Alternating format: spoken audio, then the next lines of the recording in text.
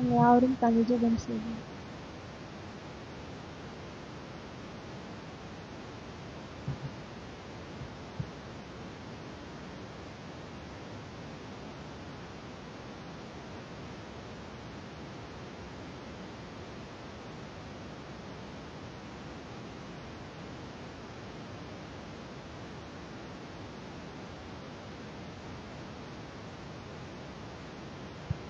இந்த நாளுக்கு வந்திருக்கும் ஒவ்வொருவரையும் நேற்று கிறிஸ்துவ நாமத்தினாலே வாழ்த்தி வரவேற்கிறேன். இப்பொழுதும் நம் ஆரம்ப பாடலாக நாம் யாவரும் எழுந்து நின்று 204வது பாடலை பாடுவோம். 7-4-6 சென்றோடினான். பக்கம் 65.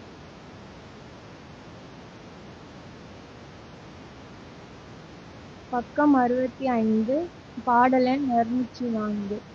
7-4-6 சென்றோம். 7-4-6 சென்று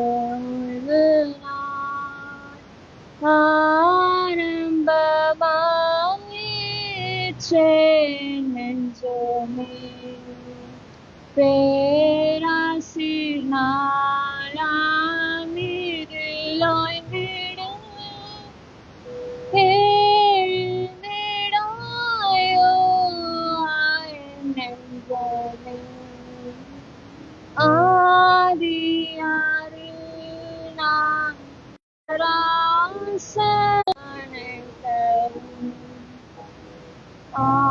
ஆண்டவனாகி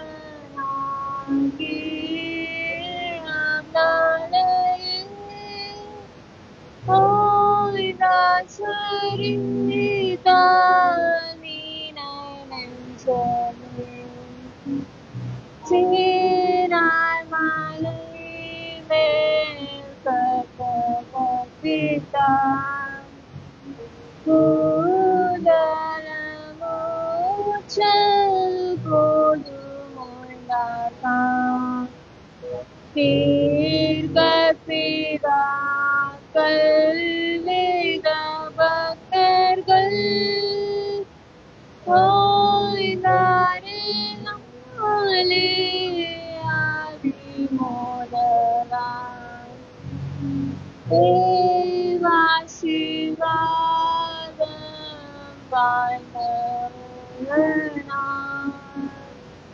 படைப்பு மனம் கமழ்வான்,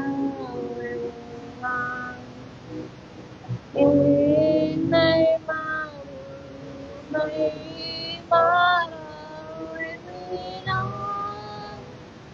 மேசவில சபை கூறினான், லௌகிகமில்லை தொழிலகற்றி தெய்வமுகம் தேருப்பு நின்றமே, மானடி வீழ்ந்து நாமம் போற்றி ஜெபித்து தேடு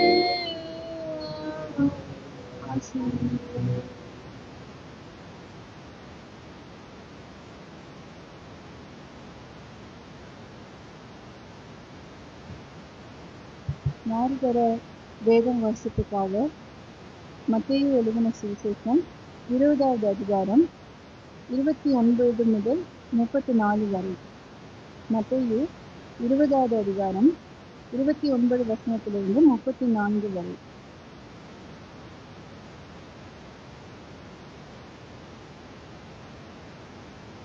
அவர்கள் எரிகோவிலிருந்து புறப்பட்டு போகையில் திரளான ஜனங்கள் அவருக்கு பின் சென்றார்கள்.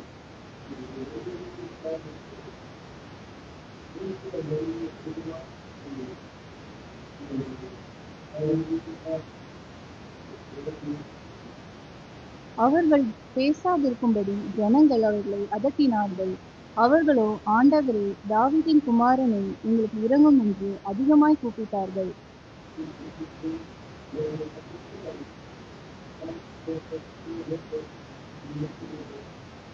அதற்கு அவர்கள், ஆண்டவரே, உங்கள் கண்களை திறக்க வேண்டும் என்றார்கள். யாரும் சேர்ந்து வாசிப்போம். மனதில் அவர்கள் கண்களை திறக்க உடனே அவர்கள் நின்று அவருக்கு பின் சென்றார்கள். நம்ம ஓய்நாள் பள்ளிப்பாடத்தின் ஆரம்ப ஜெபத்தை சேகரன்கள் அவர்கள் நமக்கு எடுப்பாங்க.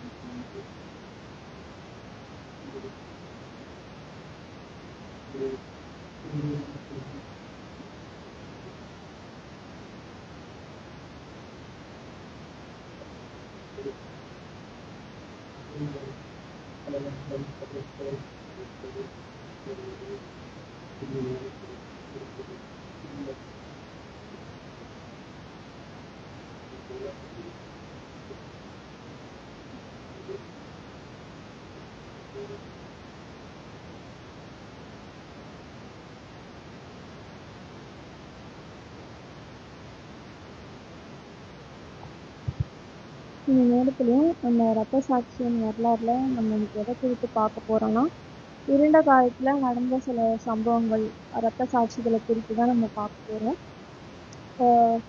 ஆல்பன்ஸ் அவரை பற்றி தான் நம்ம பார்க்க போறோம். அவர் எப்படி மனம் மாறி ரத்த சாட்சியா மறிக்கிறார் அப்படின்றத பார்ப்போம்.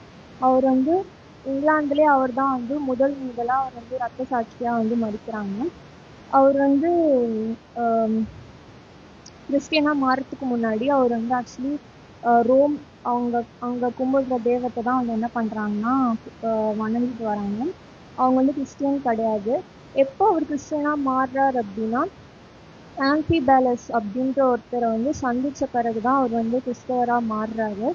ஆம்பிபேலஸ் யாரு அப்படின்னா, அவர் ரோமன் சோல்ஜர்ஸ் எல்லாருமே என்ன பண்றாங்கன்னா, அவரை துரத்திட்டு வராங்க. எப்படியாவது அவரை துன்புறுத்துவதற்காக என்ன பண்றாங்கன்னா துரத்திட்டு வராங்க. அப்போ ஆல்பன் என்ன பண்றாரு அப்படின்னா, நீங்க வாங்க எங்க வீட்டுல தங்கிக்கோங்க, நீங்க நான் உங்களை பாதுகாக்கிறேன் அப்படின்னு ஆல்பன் சொல்றாரு.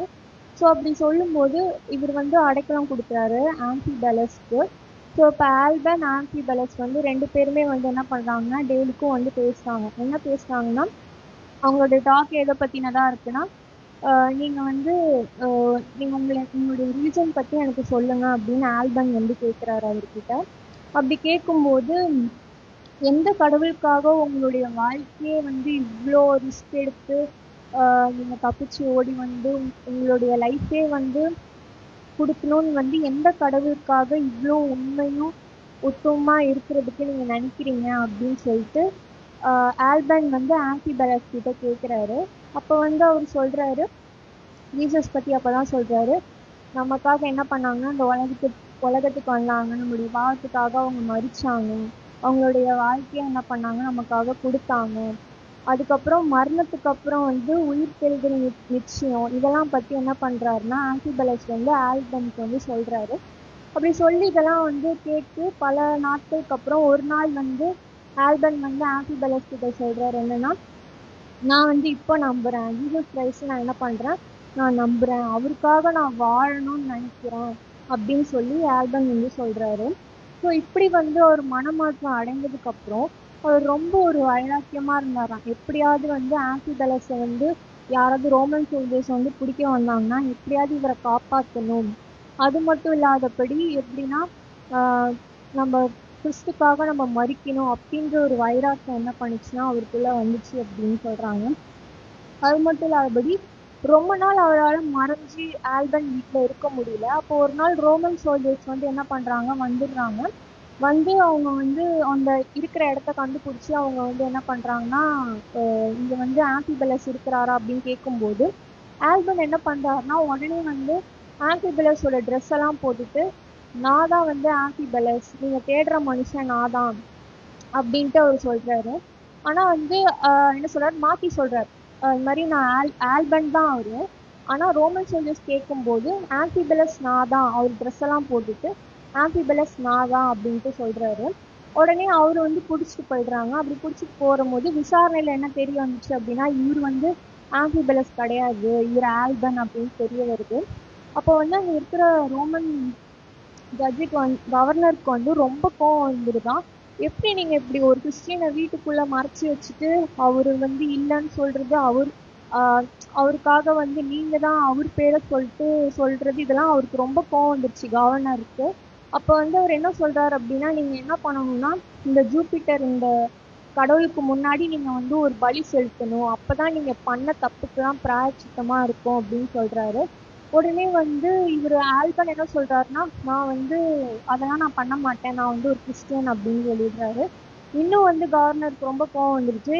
நீங்க பண்ணல அப்படின்னா உங்களுக்கு வந்து மரண தண்டனை தான் வரும் அப்படின்னு சொன்னோடனே, என்ன சொன்னாலுமே அவர் என்ன பண்றாருன்னா, அவர் பண்ணவே இல்லை. அவர் வந்து கடைசியில சோல்ஜர் விட்டு என்ன பண்றாங்கன்னா, சாட்டை அடி அதெல்லாம் அடிக்க விடுறாங்க. அடிச்சதுக்கு அப்புறமும் அவர் என்ன பண்றாரு, நான் வந்து பலி செலுத்த மாட்டேன் அப்படின்னு சொல்றாரு. அப்படி சொல்லும் போது என்ன ஆயிடுச்சுன்னா, இவர் வந்து தலையை வந்து வெட்டப்படணும் அப்படின்னு சொல்லிடுறாங்க. அப்ப சோல்ஜர் வந்து என்ன பண்றாருன்னா, தலையை வெட்ட வரும்போது அவர் நிறுத்திடுறாரு. நிறுத்திட்டு, நான் வந்து வெட்ட மாட்டேன், இவர் நல்ல மனுஷன், நான் என்ன பண்ண மாட்டேன், வெட்ட மாட்டேன் அப்படின்னு சொல்லிடுறாரு. நானும் வந்து கிறிஸ்டியனா மாறிடுறேன் அப்படின்னு சொன்ன உடனே கவர்னருக்கு ஒண்ணுமே புரியல. என்னடா இது, ஒருத்தரை காப்பாத்த இன்னொருத்தர் என்ன பண்றாங்க, அவரு கிறிஸ்டியனா மாறுறாரு. இப்போ சோல்ஜர் என்ன பண்றாருன்னா, நானும் கிறிஸ்டியனா மாறுறேன், இந்த இந்த மாதிரி ஒரு நல்ல மனுஷனா இருக்காரு, நானும் கிறிஸ்துவை ஏற்றுக்கொள்றேன்றாரு சொல்லிட்டு 2 பேர் தலையும் என்ன பண்ணிடுறாங்கன்னா அங்க வெட்டப்படுது அப்படின்னு பாக்குறோம். ஸோ ஒரு மனுஷனால அங்க 2 பேர் என்ன பண்றாங்க, மனமாற்றம் அடைகிறத நம்மளால பார்க்க முடியுது. ஸோ எப்பேற்பட்ட ஒரு பவர்ஃபுல் விட்னஸாக என்ன பண்ணுறாரு, ஆம்பிபலஸ் அங்கே இருக்கிறத நம்ம பார்க்க முடியுது. ஸோ நான் யோசிச்சு பார்த்தேன், நம்மளால ஒரு மனுஷன் வந்து கிறிஸ்துவை ஏற்றுக்கொள்கிறாங்களா, மனம் மாறுறாங்களா அப்படின்றத நம்ம ஒவ்வொருத்தரும் நம்ம யோசிச்சு பார்ப்போம். அடுத்த ஒரு சம்பவத்தையும் சொல்லி நான் முடிக்க ஆசைப்படுறேன். இது எல்லாமே வந்து இருண்ட காலத்தில் நடந்த சம்பவங்கள் தான் நான் சொல்கிறேன். இன்னொரு சம்பவம் என்னன்னா, 40 மார்டையர்ஸ் அப்படின்னு சொல்றாங்க. 40 பேர் என்ன பண்றாங்கன்னா கடவுளுக்காக அங்க இறந்து போறாங்க. ஸோ இப்படி வந்து 40 பேர் என்ன பண்றாங்கன்னா ரோமன் சோல்ஜர்ஸ் பிடிச்சிட்டு வராங்க. 40 கிறிஸ்டியன்ஸை வந்து பிடிச்சிட்டு வராங்க. பிடிச்சிட்டு வந்து நீங்க கிறிஸ்துவ மறுதளிக்கணும், இல்லாட்டினா நீங்க வந்து இறக்குற மாதிரி தான் இருக்கணும் அப்படி சொல்றாங்க. அப்போ வந்து இவங்க 40 பேரும் இல்லை, நாங்கள் கிறிஸ்துவுக்காக தான் இருப்போம், நாங்கள் வந்து மறுதளிக்க மாட்டோம்னு சொல்லிட்டு அவங்களுக்கு என்ன பனிஷ்மெண்ட் அப்படின்னா, ஃப்ரோசன் ரிவர், இப்போ வந்து ஐஸ், அந்த ரிவர் நதி ஃபுல்லாகவே வந்து ஐஸ் கட்டியாக உறைஞ்சிருக்கு இல்லையா. ஸோ அது மேலே வந்து அவங்க என்ன பண்ணணும்னா நிற்கணும். சாகிற வரைக்கும் அவங்க ட்ரெஸ் எல்லாம் ரிமூவ் பண்ணிட்டு அங்கே சாகிற வரைக்கும் அங்கேயே தான் நிற்கணும். 40 பேரையும் வந்து என்ன பண்ணிட்டாங்கன்னா நிற்க விட்டுட்டாங்க. அவங்களுக்கு வந்து பார்த்துக்கிறதுக்கு ஒரு ரோமன் சோல்ஜரை வந்து அங்கே போடுறாங்க. அப்படி 40 பேர் வந்து அங்கே நிற்கும் போது அந்த ஐஸ் கட்டியில் என்ன பண்ணுறாங்க, நின்றுட்டு இருக்காங்க. அப்போ ஒருத்தர் என்ன பண்ணிட்டாருன்னா உடனே கீழே விழுந்துறாரு, குளிர் தாங்க முடியாம இறந்து போயிடுறாரு.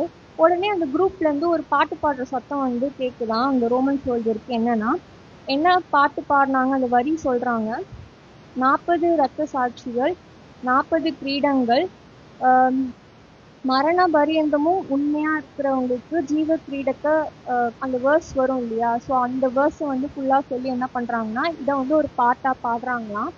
அப்படி பாடும்போது இது சோல்ஜர் பாக்குறாரா, என்ன இது இவ்வளோ ஒருத்தர் இறந்து போறாரு, இப்படி விசுவாசமா இருக்காங்களே. அந்த சோல்ஜர் வந்து பார்த்துக்கிட்டே இருக்காரு. இப்படி வந்து 39வது பேர், 38வது பேர், இப்படி ஒவ்வொருத்தரா என்ன பண்றாங்கன்னா குளிர்ல நின்று உறைஞ்சு போற அளவுக்கு அப்படி ஒவ்வொருத்தரா இறந்து போயிட்டே இருக்காங்க. கடைசியில வந்து ஒருத்தர் மட்டும்தான் அந்த நதியில வந்து இருக்கிறாராம், அந்த ஐஸ் கட்டி வந்தனால. அவர் வந்து கடைசியில என்ன சொல்லிடுவார் அப்படின்னா, அந்த ரோமன் சோல்ஜரை பார்த்து, போதும், நான் வந்து என் விசுவாசத்தை நான் விட்டுடுறேன், என்னை நீங்க எப்படியாவது காப்பாத்துங்கன்னு சொல்லி அந்த ரோமன் சோல்ஜர் கிட்ட சொல்லிடுவாராம். இவர் வந்து நைட்டு ஃபுல்லா அந்த காட்சியை பாக்குறாரு. ஒருத்தர் ஒருத்தர் இப்படி சாகும்போது அந்த பாட்டை பாடுறாங்க, 40 ரத்த சாட்சி, 40 கிரீடம், ஆஹ் மரண பரியந்தமும் உண்மையா உள்ளவனுக்கு வந்து ஜீவக்கிரீடம் உண்டு. இது எல்லாத்தையும் இதெல்லாம் கேட்கும்போது அவருக்கு ரொம்ப ஒரு விசுவாசம் வந்து அவர் என்ன சொல்றாராம், நீ என் ட்ரெஸ்ஸை போட்டுக்கோப்பா, நான் என்ன பண்றேன், அந்த ஒரு நான் போய் அங்க நின்று நான் கடவுளுக்காக இறக்குறேன் அப்படின்னு சொல்லி அவர் சொல்லிடுவாராம். ஸோ அப்படி வந்து அந்த சோல்ஜரே மனம் மாதிரி என்ன பண்ணிடுறாரு, அங்க இறக்குற ஒரு காட்சியை நம்மளால பார்க்க முடியுது. ஸோ இந்த 2 சம்பவத்துல இருந்தும் நம்ம பார்க்குறோம். ஸோ கடவுளுக்காக எப்படி வந்து நிற்கிறாங்க, ஒரு மரணத்தை கூட பார்க்காதபடி கடவுளுக்காக அங்க நிற்கிறாங்க. ஸோ நம்மளும் கடவுளுக்கென்று ஒரு சாட்சியுள்ள பிள்ளைகளாக இருக்கும். நம்ம இப்பொழுதும் தீர்க்க தரிசன செய்தியை அபிஜித் அண்ணா அவர்கள் எழுதிப்பார்கள்.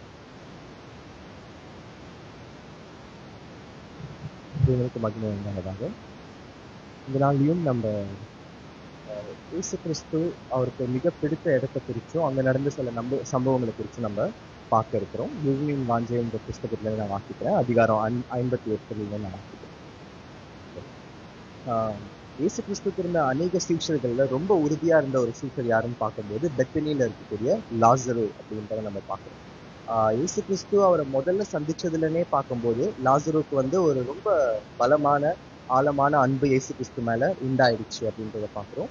இயேசு கிறிஸ்துவால அதிகமா நேசிக்கப்பட்ட ஒரு நபர் அப்படின்றத நம்ம என்ன பண்றோம் பார்க்கிறோம் இந்த லாசரு ஆண்டவர். இப்ப லாசருக்கு தான் ரொம்ப மிகப்பெரிய ஒரு அற்புதமும் வந்து உண்டாக்கப்பட்டுச்சுன்றது நமக்கு தெரியும். பாருங்க, இயேசு கிறிஸ்துவுக்கு எல்லாருக்குமே உதவி செய்யறாரு, எல்லா குடும்பங்களையும் அவர் நேசிக்கிறாரு. ஆனா சில நபர்களோடையும் சில குடும்பங்களோடையும் அந்த ஒரு பாண்ட் இன்னும் ஆழமாவும் அதிகமாகவும் இருக்குது அப்படின்றத நம்ம பார்க்குறோம்.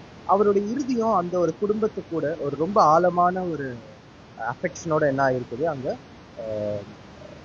லிங்க் ஆயிருக்குது அப்படின்றத பார்க்குறோம். ஏன்னா இயேசு கிறிஸ்து நேசிக்கிறவர்கள் அவருக்கோட அன்புக்கு எப்படி திருப்பி ரெஸ்பாண்ட் பண்றாங்க, அவங்க திருப்பி எப்படி அந்த அன்பை செலுத்துறாங்க, எப்படி அவரை வந்து பாராட்டுறாங்கன்றத வச்சுமே அவருடைய அன்பு ஒவ்வொரு நபர்களுக்கும் என்ன ஆகுது, அதிகமாகுது. இங்க இந்த ஒரு குடும்பத்துக்கிட்ட அவர் அதை பார்க்குறாரு.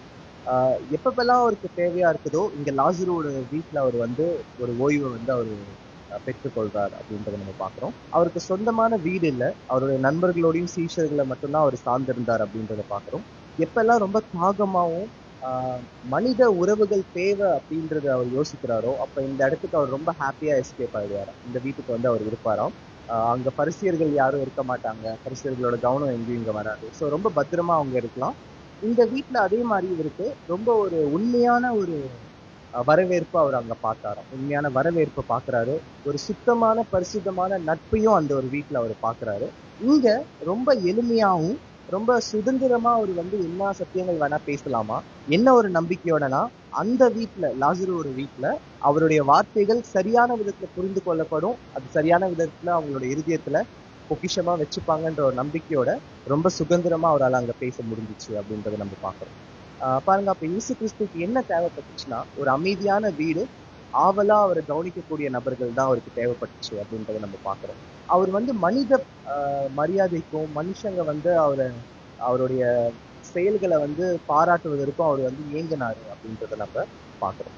இப்ப இயேசு கிறிஸ்துவை சுத்தி எவ்வளோ பெரும்பாலும் ஜனக்கூட்டங்கள் வந்து போயிருந்தாலும் அந்த ஜனக்கூட்டங்களுக்கு அநேக நேரங்கள் வந்து இயற்கையின் மூலியமாகவும் தேவனுடைய அன்பை சொல்லி கொடுக்க ட்ரை பண்ணும்போது அவங்க புரியாதவர்களாவே அநேக நேரங்கள் என்ன பண்ணாங்களாம், இருந்தாங்களாம். இயேசு கிறிஸ்துவோட நோக்கங்கள் என்ன, அவர் என்ன சொல்றாங்கன்றது ரொம்ப ஆவலா புரிஞ்சுக்காத நபர்களா இருக்கும்போது இந்த வீட்டுல அவர் எதிர்பார்க்கக்கூடிய விஷயங்கள் வந்து இருந்துச்சு அப்படின்றத பாக்குறோம். இந்த இடத்துல அவருடைய நண்பர்கள் கிட்ட இயேசு கிறிஸ்து ஓமையில பேச வேண்டிய அவசியம் இல்லாததா இருந்துச்சு. லாசரு, மேரி, மார்த்தா என்பது. அப்போ ஒரு சம்பவத்துல, அதாவது இதுதான் இயேசு கிறிஸ்து முதல்ல பெத்தனிக்கு வரக்கூடிய ஒரு சம்பவமா இருக்குது. இயேசு கிறிஸ்து ரொம்ப அற்புதமான லெசன்ஸை வந்து என்ன பண்றாங்க, அவங்க வீட்டுல வந்து பகிர்ந்து கொள்றாங்க. இப்ப இந்த இடத்துல மேரி வந்து இயேசு கிறிஸ்துவோட பாதத்துக்கிட்ட உட்கார்ந்து ரொம்ப ஒரு பக்தி உள்ள ஒரு கேட்கக்கூடிய ஒரு நபரா இருந்து அவங்க என்ன பண்றாங்க, சகல சத்தியங்களையும் கேட்டுட்டு இருக்கிறாங்க. ஆனா இதே நேரத்துல நமக்கு தெரியும் மார்த்தா வந்து அநேக வேலைகளை குறிச்சு கவலைப்பட்டு இருக்கிறாங்க. இயேசு கிறிஸ்து கிட்ட வந்து இதை கூட கேட்கிறாங்க, நீங்க இதை குறிச்சு கவலைப்படலையா, என்னோட சகோதரி வந்து என்னை விட்டுட்டு இங்க வந்து உட்கார்ந்துட்டு இருக்கிறாங்க, நான் அங்க தனியா வந்து எல்லாமே செஞ்சுட்டு இருக்கிறேன் அப்படின்னு சொல்லும் போது இயேசு கிறிஸ்து வந்து அவங்களோட கூட பேசுறாங்க. பாருங்க, இயேசுவும் அவருடைய சீஷர்களும் எரிகோல இருந்து இங்க வந்திருக்காங்களாம், ரொம்ப ஒரு களைப்பான பயணத்துல. மார்த்தா வந்து அவங்களுக்கு என்ன தேவை அப்படின்றது எல்லாத்தையும் யோசிக்கிறாங்க. ஆனா இந்த ஒரு யோசனையில இயேசு கிறிஸ்து என்ன எதிர்பார்க்கறாங்கன்றத அவங்க என்ன பண்றாங்க, அங்க மறந்துடுறாங்க. இப்ப ஜீசஸ் வந்து மார்த்தா கேட்கும் போது ரொம்ப தாழ்மையான வார்த்தைகள் நாங்க பதில் சொல்றாங்க. என்னன்னா, நீங்க அநேக காரியங்களை குறித்து கவலைப்பட்டிருக்கிறாய் மார்த்தா, ஆனா தேவையானது ஒன்றுதான், மேரி அதை வந்து என்ன பண்ணிட்டாங்க, தேர்ந்தெடுத்துட்டாங்க அப்படின்னு சொல்றாங்க. அப்ப மேரி இயேசு கிறிஸ்துவோட வார்த்தைகள் ஒவ்வொன்றையுமே, அவருடைய உதடுகளிலே வரக்கூடிய ஒவ்வொரு வார்த்தைகளுமே மேரி எப்படி பார்த்தாங்கன்னா, இந்த உலகத்துல இருக்கக்கூடிய ரொம்ப விலை உயர்ந்த ஒரு ஜுவல், ஒரு தங்கத்தையோ இல்லை எதையோ காட்டிலும் அது ரொம்ப விலை உயர்ந்ததா அந்த வார்த்தைகள் என்ன பண்ணாங்களாம், மேரி பார்த்தாங்களாம். அப்ப மார்த்தாக்கு தேவைப்பட்ட அந்த ஒரு காரியம், அந்த தேவையானது ஒன்றுன்னு சொல்றாங்க இல்லையா, அந்த ஒரு விஷயம் என்ன மார்த்தா கிட்ட தேவைப்பட்டுச்சு, எது மேரி கிட்ட இருந்து மார்த்தா கிட்ட இல்லை அப்படின்னு பார்க்கும்போது எது தேவைப்பட்டுச்சுன்னா, ஒரு அமைதியான பக்தி உள்ள ஒரு ஆவி. அமைதியான பக்தி உள்ள ஒரு ஆவி, எதிர்காலத்தை குறிச்சும், எதிர்காலத்துல தேவன் என்னென்ன செய்ய போறாங்கன்றத குறித்தும், நித்திய ஜீவனை குறிச்சும், ஆவிக்குரிய வாழ்க்கைக்கு என்னென்ன கிருபைகள் தேவைப்படுது நம்ம வளர்றதுக்கு, இதெல்லாம் குறிச்சு இன்னும் ஒரு ஆழமான ஒரு ஆர்வம் தான் தேவைப்பட்டுச்சா. இதுதான் அந்த ஒரு விஷயம் அப்படின்றத என்ன பண்றாங்க, தேவையானது ஒன்றேன்னு சொல்றாங்க. அது மேரி கிட்ட இருந்துச்சு அப்படின்றத பார்க்கணும். இப்ப நிகழ்காலத்துல இருக்கக்கூடிய விஷயங்கள், கடந்து போகக்கூடிய காரியங்களை குறித்து அதிகமா பதட்டப்படாம எதெல்லாம் நித்தியமா இருக்குமோ அதை குறிச்சு யோசனைகள் அங்க மார்த்தாக்கு தேவைப்பட்டுச்சு, அது மேரி கிட்ட இருந்துச்சு அப்படின்றத பார்க்கணும். இயேசு கிறிஸ்து இதுதான் நம்ம கிட்ட எதிர்பார்க்கிறாரு. என்னன்னா, அவருடைய பிள்ளைகள் ரட்சிப்புக்கு ஏற்ற ஞானமும் அறிவும் கத்துக் கொடுக்க எப்பப்பெல்லாம் நமக்கு வாய்ப்பு கிடைக்குதோ அதை நம்ம எப்படி யூஸ் பண்றோம் அப்படின்றதுதான் நமக்கு தேவைப்படுது. மார்த்தா போல ரொம்ப ஊக்கமா வேக வேகமா வேலை செய்யறதுக்கு நம்ம ஒரு பெரிய இடம் இருக்குது இந்த உலகத்துல. ஆனா அப்படி வேலை செய்யணும்னு ஆசைப்படுறவங்க எல்லாருமே முதல்ல மேரி மாதிரி இயேசு கிறிஸ்துவனோட பாதத்துக்கிட்ட உட்கார சொல்லி இயேசு கிறிஸ்து என்ன பண்றாங்க, இங்க கேட்கிறாங்க. இந்த இடத்துல நம்மளுடைய ஊக்கமோ நம்மளுடைய விவேகமோ எல்லாமே வந்து இயேசு கிறிஸ்துவின் கிருபையினால பரிசுத்தமாக்கப்படும் போது அப்ப நம்மளோட ஊழியங்கள் இன்னும் பலமா இருக்கும் இல்லையா, சாத்தானோட சத்துருவுகளை தாண்டி நம்ம வண்ணமா இருக்கும் அப்படின்றத நம்ம. அப்ப தேவையானது ஒன்றுதான், அந்த ஒரு காரியம் நம்ம கிட்ட இருக்கா. மார்த்தா கிட்ட இல்லாத ஒரு விஷயம் அவங்க மேரி கிட்ட இருந்துச்சு, மார்த்தா அதை கத்துக்கிட்டாங்க. நம்மளும் அந்த விஷயங்களை குறித்து யோசிப்போம். இயேசு கிறிஸ்துவுக்கு எப்படி லாசரோட வீடு வந்து அவருடைய சத்தியங்களை பகிர்ந்து கொள்றதுக்கும் உதவியா இருந்துச்சோ, அதே நேரத்துல ஒரு மனுஷ உறவையுமே அங்க தேடி போனாரு. நமக்கும் கண்டிப்பா அந்த மாதிரி சில வீடுகள் என்ன பண்ணும் இருக்கும் இல்லையா, நமக்கும் அந்த மாதிரி தேவைகள் இருக்கு. அந்த குடும்பங்களையோ இல்ல அந்த வீடுகளையும் நம்மளோட ஆவிக்குரிய வாழ்க்கைக்கோ இல்ல அவங்களோட ஆவிக்குரிய வாழ்க்கைக்கும் நம்ம அதிகமா ஜெபிப்போம். தேவன் தாமே ஒருவரையும் ஆசீர்வதிப்பாராக. தீர்க்கதரிசன செய்தியை எடுத்த சகோதரரை தேவன் தாமே ஆசீர்வதிப்பாராக. இப்பொழுது இயற்கை செய்தியை சுதாகரன் அவர்கள் அறிவித்தார்.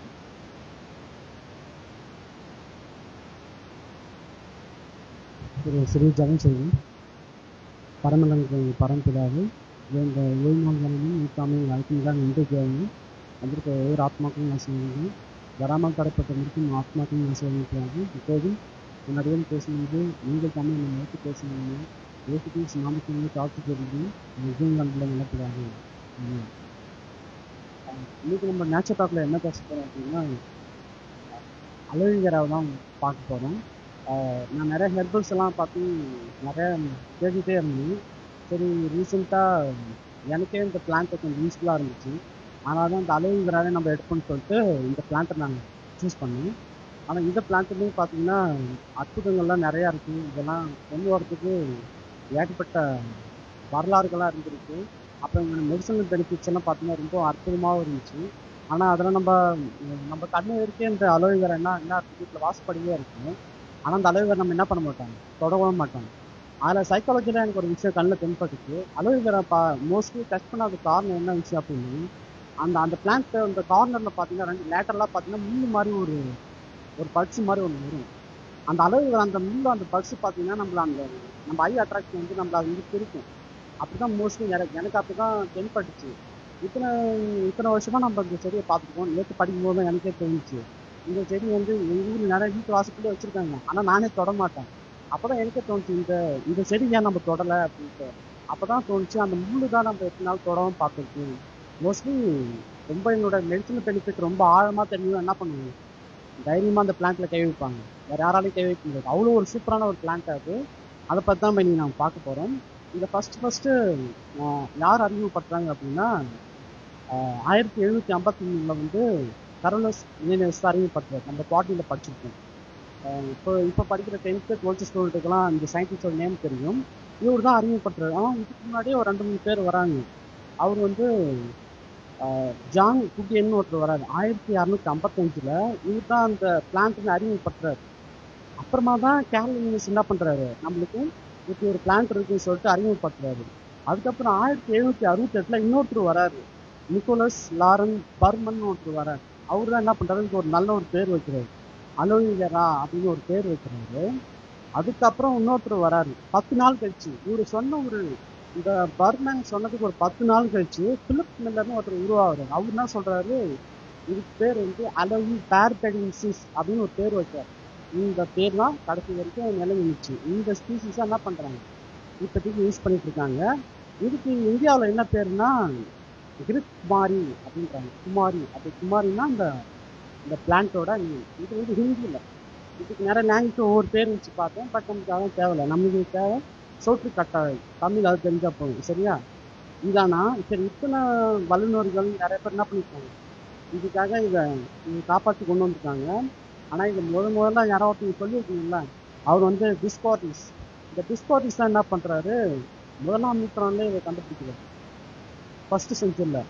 ஆனால் இவர் வந்து 78 AD தான் என்ன பண்ணுறாரு, ஃபாதர் ஆஃப் ஹெர்பல் மெடிசன் அப்படின்ற ஒரு பேரை தக்க வைக்கிறாரு. ஆனால் இவர் எப்போ வாழ்ந்தாருன்னு சொல்கிறாங்க அப்படின்னா 1ஆம் நூற்றாண்டே இவர் இருந்திருக்காரு. அப்போவே என்ன பண்ணியிருக்காரு, இந்த செடியை பற்றின ஆராய்ச்சிகள்லாம் பண்ணியிருக்காரு. இவர் வந்து ஒரு கிரேக் பிசிக்ஷன், அப்புறம் பாட்னிஸ்டும் கூட. வழக்கம் போல் கிரேக் பிசிக்ஸ்னா அவங்க ஒரு நல்ல பேரோடு இருப்பாங்க, நல்ல ஒரு நல்ல நிபுணராகவும் இருப்பாங்க. சரியா? அடுத்து வந்து பார்த்தீங்கன்னா இந்த அலோயி வெரான் இருக்குல்ல, இதுக்கு 2 மீனிங் சொல்கிறாங்க. அலோயினாக்கா அரபிக் வேர்டில் ஷைனிங் அப்படின்னு அர்த்தம், நல்லா ஷைனிங்காக இருக்குது அப்படின்னு சொல்கிறாங்க. வெரானா ட்ரூன்றது லத்தீன் வேர்டு அப்படின்றது சொல்கிறாங்க. வெரானா அது லத்தீன் வேர்டு, அதோட மீனிங் வந்து ட்ரூ அப்படின்னு என்னன்னாக்கா உண்மையிலே இது என்ன ஆகிடும், ட்ரூவாக ஷைனிங்காக இருக்கும் அப்படின்றதா என்னோட வார்த்தை. 2 வார்த்தை, ஒன்று வந்து அரபிக் வேர்டு, இன்னொன்று லத்தீன் வேர்டு. சரிங்களா? அடுத்தது முக்கியமான விஷயம், எஜிப்தியன்ஸ் இந்த பிளான்ட்டை கையாண்டிருக்காங்க. அவங்க தானே சொல்லியிருக்காங்க இது ஒரு அழியாத தாவரம் அப்படின்னு சொல்லியிருக்காங்க. அவங்களோட கலாச்சாரத்தில் இது ரொம்ப பிரஸ்தாபமாக இருந்திருக்கு, ரொம்ப பாப்புலராக யூஸ் பண்ணியிருக்காங்க. சரியா? அடுத்தது இன்னொன்று வந்து எஜிப்தியன் இளவரசியான கிளியோபட்ரா இருக்காங்களா, நம்மளுக்கு எல்லாரும் தெரிஞ்சது, நம்ம நிறையா நாவலில் படிச்சிருக்கோம். அதுலேயும் கிளியோபட்ராவும் அவங்க கூட நெஃபர்டின்னு ஒருத்தவங்க வராங்க. இவங்க 2 பேருமே என்ன பண்ணியிருக்காங்க, அழகு சாதனத்துக்காக இந்த அலோவேரா ஜெல்லை யூஸ் பண்ணியிருக்காங்க. இது ஹிஸ்ட்ரியிலலாம் இதை போட்டு வந்துருக்காங்க. அப்புறம் இன்னொரு விஷயம், இது வந்து ரொம்ப ட்ரையான ஒரு ரீஜனில் தான் வளர்க்கும். ட்ரை ரீஜன்னா ஆப்பிரிக்கா, ஏஷியா, யூரோப்பு, அமெரிக்கா, அந்த இடத்துல தான் இது வளர்ந்து போட்டிருந்தாங்க.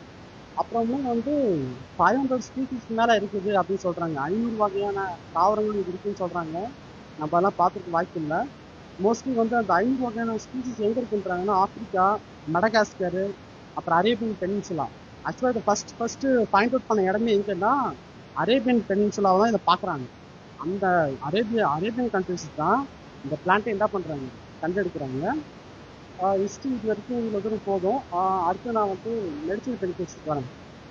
மெடிசனல் பெனிஃபிட்ஸ் என்ன சொல்லியிருக்காங்க, நிறைய எலிமெண்ட்ஸ் இருக்குன்னு சொல்லியிருக்காங்க.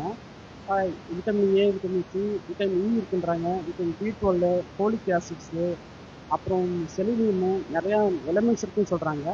இதில் நான் பார்த்ததுன்னா செலினியம் வந்து ரொம்ப ரேர் எலிமெண்ட். செலினியம் வந்து எல்லாத்துக்கும் கிடைக்காது, செலினியம் இதில் இருக்குன்றாங்க. அதேமாதிரி விட்டமின் B12 மோஸ்ட்லி வெஜிடேரியன்ஸ்க்குலாம் கிடைக்காது. அப்போ வந்து இந்த ஜெல்லு வந்து ரொம்ப யூஸ்ஃபுல்லாக இருக்கும். ஏன்னா விட்டமின் B12 இதில் இருக்குது, இந்த ஜெல்லில் இருக்குது. அப்போ ஈஸியாக நீங்கள் என்ன பண்ணலாம், உங்கள் வாசப்படியிலே விட்டமின் B12 நீங்கள் கேதர் பண்ணிடலாம். மோஸ்ட்லி டாக்டர்ஸ் என்ன சொல்லுவாங்க அப்படின்னா, நீங்கள் வந்து நான்வெஜ் சாப்பிடுங்க, நான்வெஜ் சாப்பிட்டா விட்டமின் B12 நிறையா இருக்குன்னு சொல்லுவாங்க. வெஜிடேரியன் உங்களுக்கு விட்டமின் B12 கிடைக்காதுன்னு. ஆனால் வந்து நான் நேற்று படிக்கும்போது அந்த சோட்டு கத்திர ஜெல்லில் விட்டமின் B12 இருக்குது அப்படின்னு சொல்லியிருக்காங்க. அதே மாதிரி இது அது மட்டும் இல்லை, நம்மளுடைய இந்த வயிற்றுலேருந்து உடல் இருக்கிற எல்லா பிரச்சனைக்கும் யார் தான் தீர்வு காணுவார், இந்த அலோவேரா தான். நம்ம வந்து பேண்டப்ரோசல் டேப்லெட்டோ வேறு ஏதாவது டேப்லெட்டெல்லாம் போடணும் அவசியமே இல்லை. இதில் ஆக்சுவலி நிறைய பெனிஃபிட்ஸ் இருக்குது அலோவேரா ஜெல்லில். நமக்கு வயிற்று பிரச்சனை எதுவாக இருந்தாலும் சரி, ஈவன் கேன்சரு கூட வராமல் இது ப்ரிவென்ட் பண்ணுமா, அந்த தன்மை இதுக்கு இருக்குன்றாங்க. எது நீங்கள் அல்சர் பேஷண்ட்டாக இருந்தால் இந்த அலோவேரா ஜெல் எடுக்கலாம், ரொம்ப ரொம்ப நல்லதாக இருக்கும். அப்புறம் இப்போ நம்ம பொதுவாக தெரிஞ்சது தான் ஸ்கின்னுக்கெல்லாம் ரொம்ப யூஸ்ஃபுல்லாக இருக்கும் அப்படின்றது. அப்புறம் வந்து அப்புறம் இந்த தீப்புண்ணெல்லாம் இருக்குல்ல, வீட்டெல்லாம் வீடு எரியும் போது மாட்டிக்குவாங்கல்ல உள்ளார, அவங்களுக்கு வந்து தீப்புண்ணி வந்து பிளாஸ்டிக் சர்ஜரி தான் அட்மிட் பண்ணுவாங்க. அந்த பிளாஸ்டிக் சர்ஜரி அட்மிட் பண்ணும்போது நிறைய இன்ஃபெக்ஷன்ஸ் எல்லாம் வரும். அப்போ வந்து நம்ம என்ன பண்ணலாம், ஃபர்ஸ்ட் டிகிரி செகண்ட் டிகிரி உள்ள கிரேட் உள்ள பேஷண்ட்டுக்கு இந்த அலோவேரா ஜெல் யூஸ் பண்ணால் அவங்க காயம் சரியாகும் அப்படின்னு போட்டிருக்காங்க. அப்புறம் பல்லு சம்பந்தமான பிரச்சனைக்கெல்லாம் நல்லா நல்லா இருக்கும் அப்படின்னு போட்டிருக்காங்க. ஐ மீன் டென்டல் பிளேக், பல்லுலாம் அழுக்கு பூந்துருக்கு, இன்ஃபெக்ஷன்ஸ் எல்லாம் இருக்கு, அதெல்லாம் ரிமூவ் பண்ணும் அப்படின்றாங்க. அப்புறம் உங்களோட பிளட் சுகரை நல்லா மேனேஜ் பண்ணும் அப்படின்னு சொல்றாங்க. மேனேஜ் பண்ணுறதோட நல்லா ஆகிடும் தான் எனக்கு தோணுது இந்த அலோவேரா ஜெல் சாப்பிடும்போது. அப்புறம் இதோட secret benefits of aloe vera line பார்த்தேன். அதில் என்ன சொல்றாங்கன்னா, கிளென்ஸ் த டைஜஸ்டிவ் ட்ராக்ட் அப்படின்னு போட்டிருக்காங்க. உங்களுடைய செரிமான சமமான எல்லாம் அந்த போகிற வழிகள் எல்லாமே அது என்ன பண்ணிடுங்க, இது க்ளீன் பண்ணிடும் அப்படின்னு போட்டிருக்காங்க. உங்களோட டைஜஷன் ரொம்ப பெட்டராக இருக்கும்னு போட்டிருக்காங்க. நீங்கள் சாப்பிட்ற உணவு வந்து நியூட்ரியண்ட்டை ஈஸியாக குடல் என்ன பண்ணிடும், அப்சர்வ் பண்ணிட்டோம். எப்போன்னா நீங்கள் அலோவேரா ஜெல் சாப்பிடும்போது மட்டும்தான் இந்த விஷயம் நல்ல விஷயம் நடக்கும், இன்னும் நடக்காது. சரிங்களா? அடுத்து வந்து அப்புறம் இந்த ஈரெல்லாம் பார்த்தோன்னா வீக்காக இருக்கும் நிறைய பேருக்கு, அந்த வீக்கத்தையும் குறைக்கும்னு சொல்கிறாங்க. அடுத்தது வந்து ரொம்ப ஸ்ட்ராங்கான, இப்போ நிறைய பேருக்கு தலையில் வழுக்கெல்லாம் இருக்குல்ல, அதுக்கு இந்த அலோவேரா ஜெல் வந்து சாப்பிட்டாலே அந்த திரும்ப அந்த மீட்டிங் நல்லா ஸ்ட்ராங்காக வரும் அப்படின்னு போட்டிருக்காங்க. அப்புறம் இன்னொரு ஒரு அதிர்ச்சிகரமான சம்பவத்தை நான் படித்தேன். ஆன்காலஜி வந்து ரிசர்ச் பண்ணியிருக்காங்க. இல்லை, ஆன்காலஜினா கேன்சர் டிபார்ட்மெண்ட்டு. அவங்க என்ன ரிசர்ச் பண்ணியிருக்காங்கன்னா, நான் சொன்னீங்களா அந்த முள்ளாக இருக்குல்ல லேட்டரல் சைடு, அந்த அந்த பச்சையாக அந்த தண்டு மாதிரி இருக்குல்ல, அதை நீங்கள் சாப்பிடாதீங்க. அதை சாப்பிட்டீங்கன்னா உங்களுக்கு கேன்சர் வர வாய்ப்பு இருக்கும். அது நம்ம மோஸ்ட்லி என்ன பண்ணுறது இல்லை, எல்லாம் அந்த அலோவேரா பிளான்ட்டை நம்ம தொடர்றது இல்லை. வந்து நீங்கள் அந்த ஜெல்லை மட்டும் தான் நீங்கள் சாப்பிட்ணும். அந்த தண்டை வந்து பச்சை கலர் தண்டை நீங்கள் சாப்பிட்டீங்கன்னா உங்கள் உயிருக்கே ஆபத்து. அப்போ அதே மாதிரி நீங்கள் தப்பிச்சிங்க அப்படின்னா உங்களுக்கு கேன்சர் வரது வாய்ப்பு இருக்குது அப்படின்னு சொல்லிட்டு ஆன்காலஜி ரிசர்ச்சில் அப்போவே பண்ணியிருக்காங்க. ஸோ நீங்கள் அலோவேரா எடுக்கும்போது அந்த ஜெல்லை மட்டும் அழகாக வழித்து வச்சுக்கோங்க, அது மட்டும் சாப்பிட்டீங்கன்னா உண்மையிலேயே நல்லாயிருக்கும். டெய்லி 1 கிராம் சாப்பிட்டீங்கன்னா நல்லாயிருக்கும் அப்படின்றாங்க. அதே மாதிரி நான் சொன்ன மாதிரி டைஜஸ்டிவ் சிஸ்டத்துக்குலாம் யூஸ்ஃபுல்லாக இருக்குன்னு சொன்னேன் இல்லையா, அதில் இன்னும் 2 3 டிப்ஸ் சொல்லிடுறேன். நீங்கள் சாப்பிடும்போது நெஞ்சிலே சாப்பாடு நிற்குதுன்னு சொல்லுவாங்க, கேள்விப்பட்டிருக்கீங்களா? சாப்பாடு நெஞ்சிலே நிற்குதுன்ட்டு. அப்போது இந்த இந்த ஹார்ட் பர்னர்னு சொல்கிறாங்க. அப்போது இந்த அலோவேரா ஜெல் குடிச்சிங்க அப்படின்னா அது சரி பண்ணிடும் அப்படின்றாங்க. அப்புறம் செரிக்காமல் இருக்கிறதுக்கும் இது நல்லா இருக்கும் அப்படின்றாங்க. அதேமாரி 12 வயசுக்கு குழந்தைங்க கீழே இருக்கும்போது அவங்களுக்கு கொடுக்காதீங்க அப்படின்றாங்க. அப்புறம் பிரஸ்ட் ஃபீடிங், தாய்ப்பால் கொடுக்குறவங்க அவங்க குடிக்கக்கூடாது. அப்புறம் ப்ரெக்னென்ட் உமன் என்ன பண்ணக்கூடாது, இதை சாப்பிடக்கூடாதுன்னு சொல்லியிருக்காங்க. இதான் இந்த மெடிக்கல் டிப்ஸ் இன்னைக்கு போட்டு நம்ம படிச்சது. அப்புறம் இதை அழிக்கிறதுலேயே ஒரு அனிமல்ஸ் இருக்காம, அதை பார்க்கறதுக்கு அணில் மாதிரி இருக்கு, நம்ம ஊர் அணில் இருக்குல்ல அந்த மாதிரி இருக்கு. அந்த இது நான் நெட்டில் பார்த்தேன், அது பேர் வந்து கிரவுண்ட் ஹாக்குன்னு சொல்கிறாங்க. அந்த கிரவுண்ட் ஹாக் என்ன பண்ணுமா, அந்த அடியில் பார்த்தோன்னா வெள்ளையாக இருக்கும். யாரெல்லாம் அது பிச்சு எடுத்துருக்கீங்களோ வேர்லேருந்து வெள்ளையாக இருக்கும். அதையும் மேல் சைடும் அந்த கிரவுண்ட் ஹாக் என்ன பண்ணுமா நல்லா சாப்பிடணும். ஸோ அந்த கல்டிவேஷனில் டிஸ்டர்ப் பண்ணுறது இந்த கிரவுண்ட் ஹாக் அனிமல்னு சொல்கிறாங்க. இதோட நான் இதை முடிக்கிறேன். இதில் நம்ம என்ன தெரிஞ்சுக்கலாம் அப்படின்னா, இந்த கத்தாழை பார்த்தீங்கன்னா நம்ம ரீஜன்ஸ் வந்து ரொம்ப சேஃபான இடம். பட் வந்து இது வளர்ந்தது ட்ரை கிளைமேட்டில் தான் வந்துருக்கு, தண்ணி இல்லாத ரொம்ப ட்ரையாக இருக்க ஒரு கிளைமேட்டில் தான் இந்த செடி வளர்ந்துருக்கு. ஸோ அது மாதிரி தான் நம்மளும் என்ன பண்ணணும், எப்படி ஜீசஸ் வந்து ஒன்றுமே இல்லாத இடத்துல, ஜீசஸ் பிறந்த இடத்துல ரொம்ப ஒரு வசதியெல்லாம் பிறக்கல, ஒன்றுமே இல்லாத ஒரு இடத்துல தான் இருந்தார். அப்படி இருந்துமே நம்மளுக்காக என்ன பண்ணார், உயிரை கொடுத்தாரு, நம்மளுடைய பாவங்கள்லாம் மன்னிச்சாரு, நிறைய விஷயம் நம்ம கற்றுக் கொடுத்துட்டு போனார், நம்மளுக்காக சாக்ரிஃபைஸே பண்ணிட்டு போனார். நம்மளும் என்ன பண்ணணும், நம்ம ஒன்றுமே இல்லாத சுச்சுவேஷனாக இருந்தாலும் கடவுளுக்காக நம்ம என்ன பண்ணணும், வேலை செஞ்சுக்கிட்டே இருக்கணும். உங்களுக்கு தெரியாது, நீங்கள் கடவுளுக்காக வேலை செஞ்சீங்க அப்படின்னா உங்களுக்கு உதவி எங்கிருந்தே வரும்னு தெரியாது, சூப்பராக அழகாக வந்து இப்போ கையில் வந்து கொடுப்பாரு. நான் நிறைய என்னோடய வாழ்க்கையில் அதை நான் உணர்ந்திருக்கேன். நான் ஏதோ ஒரு ஆஃபீஸ் வேலை செய்கிறேன் அப்படின்னா அதில் எனக்கு எந்த லாபமும் வராது. நீங்கள் உண்மையிலே கடவுளுக்காக இருந்தீங்கன்னா கடவுள் எங்கே இருந்தாலும் உங்களுக்கு என்ன பண்ணுவீங்க, கஷ்டத்தை கண்டிப்பாக உங்களுக்கு போய்க்கிடுவாரு. அதுதான் நம்ம இன்னைக்கு நம்ம கற்றுக்கிற பாடம். நீங்கள் ஒன்றுமே இல்லை, நீங்கள் ட்ரையாக இருக்கீங்க அப்படின்னா கண்டிப்பாக நீங்கள் காடை கூப்பிடுங்க, அவங்க எல்லா எல்லா இதுக்கும் ஹெல்ப் பண்ணுங்க. தேவன் தமிழ் ஒவ்வொரு இதுவும் ஆசிரியர் ஒன்று.